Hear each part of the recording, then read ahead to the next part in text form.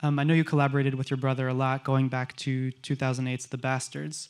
So I was wondering if you could talk a little bit about why you decided to co-write this script together. We had been wanting to write together again since then, and we kind of talked about it a little bit with some of the films that he did before that, between The Bastards and this one.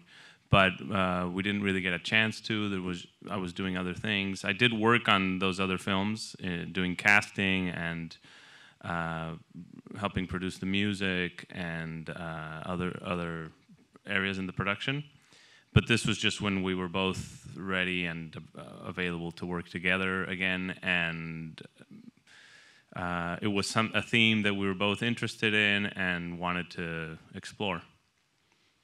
And I think it's a really smart script. I think you guys balance a lot of different tones and genres in it, with the revenge thriller and the art world satire and the class drama. So I was wondering how you guys work to balance all those in the film, because I think you did a really great job of it. Thank you. I think from the start we decided we wanted to kind of have certain feelings throughout the movie that were at the same time kind of not bleak and dark and violent, but at the same time mix it with a little bit of humor and kind of visually pleasing and nice things to look at and experience. The previous movies that my brother made were in a similar tone, but I don't think any of them had as much explicit humor in the script. So that was one of the things we wanted to balance the other themes with. We both like working in these genres very much, suspense and noir and thriller, and we like these themes. We think they go very well with the Mexican landscape that we know and we're familiar with in Guanajuato, and so I think that's one of the ways that came about, and why it was on our kind of one of our goals. Yeah. And speaking of explicit, sex and violence are very common themes in the movies that you guys make together. So I was wondering for this one how you guys wanted to work that in, or what was your thinking there? Yeah. From the start of the conception of the film, it was always going to be about this young man kind of getting seduced into this family in one way or another. That aspect of it did kind of get reduced as far as Emiliano getting seduced by Monica, or so it becomes more of a mystery for him. But still, the sexual tension between them and in general is there throughout the movie, even with other characters as well.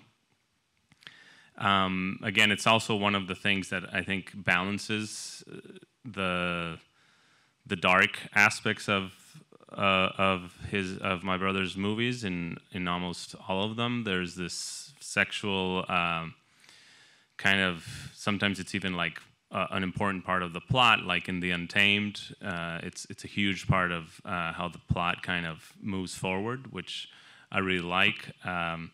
And in this one as well, it's also becomes kind of part of how some of the scenes are resolved or moved forward, or the attraction with Monica towards Emiliano becomes also a catalyst for him kind of breaking Emiliano's girlfriend's heart, and adds to the dynamic that kind of tears everyone's relationships apart.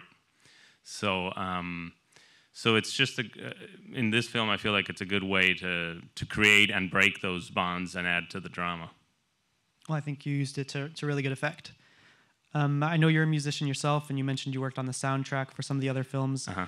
I was wondering a little bit if you could talk about the score for this film that Kyle Dixon and Michael Stein made. Yeah, I really like the score. It's, as far as the movies I've worked on, it has I think it has the most music in it as far as score. And in this one, I didn't really have very much to do with the the music that you see on the screen that they did, I did help choose almost all of the other music that appears in the movie, like the background music, the music coming from the radio, or the music that the characters are listening to. We are working on something that's kind of like promotional item that is interesting, that was also my suggestion and I'm helping with, is the main theme that you hear kind of at the end during the credits. The duo is working on like a promotional version of that in a cumbia beat. Oh, I love it. That's going to be released on a single, so it's just going to be like promotional for some shops and stuff. So look for that, and it'll be, you'll be able to stream it and listen to it. That should be done in about a month or so. So I did work a lot on the music of the last film, The Untamed, and I hope to keep kind of having to do with the music of my brother's movies or other movies. It's something that I really enjoy, kind of mixing the cinema and cinematic images with music, either existing music or working with composers. And you mentioned these are kind of the genres that you love working in. I was wondering if there were any inspirations or movies you were looking towards as you were writing the script. Yeah, definitely. We were reading a lot. We were reading a lot of Dostoevsky. We read like 3 of his greater, Crime and Punishment, Brothers Karamazov, and what's the one he wrote from prison? Those were pretty big for. I mean, that's what the quote comes from. The beginning quote comes from Dostoevsky. That was really big for the general themes and the kind of worldview of the film, as well as like Chinatown. We watched that a few times, not necessarily to kind of copy it, but just the complexity and the way things are resolved, and the perfect kind of symmetry between the mysteries that are presented and the way they're solved is really admirable, and kind of you can learn a lot from that. There's quite a lot of films that kind of have similar themes. I remember we also talked about Hamlet, which has a similar kind of structure and theme. And it's pretty common throughout literature and cinema history to have this kind of, parent gets killed or disappears, and then the son kind of takes revenge somehow. So we did have a lot to draw from. Great, Thank you. Let's give them a round of applause. Thank you so much for coming, everybody, and thank you, AFI. It's been great.